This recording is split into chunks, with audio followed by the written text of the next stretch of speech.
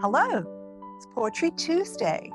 I'm going to read today one of the many wow, fabulous poems out of this book, Poem of the Week, or 20 years of poemoftheweek.com.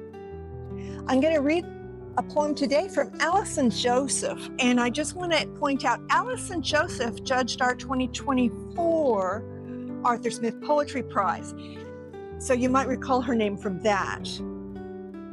The title of this poem is The World's Worst Jukebox. The world's worst jukebox plays every song you've ever hated.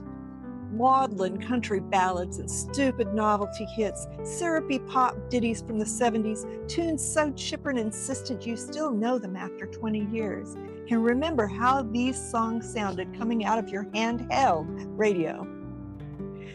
Hiss slithering from the cheap transistors, static marking spaces between stations. It's hard to fathom why someone would put tunes this bad together.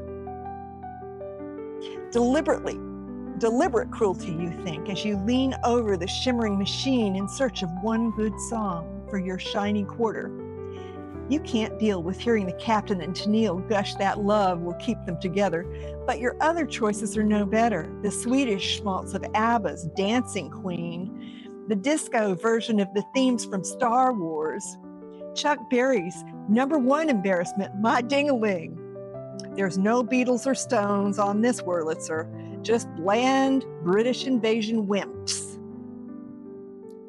Chad and Jeremy, that foolish chronicle of the CB craze, Convoy, the simpering corn of David Gates and bread. No Sly Stone or Prince in the Revolution either, but Kung Fu Fighting instead, a song whose phony martial arts shouts thrilled us all when we were 8.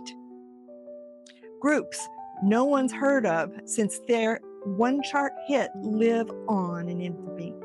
Here, the breathy vocals of Andrea True, former porn star, the disembodied female chants of Silver Convention, another Euro disco product, and interchangeable singers. There are 2 different versions of Muskrat Love, every smarmy hit by Air Supply, and singles from bands whose very names are bad omens. Vanilla Fudge, the Chipmunks, Pink Lady. You want to grab someone, anyone, to collar the bar's manager for an explanation, demanding the name of who did this, threatening to storm his house to ask how anyone can give us a jukebox with no Supremes or Vandellas, but with crystals singing, "He hit me and it felt like a kiss." A dirge with lyrics so vile few stations ever played it, a song no one will punch, not even on this jukebox.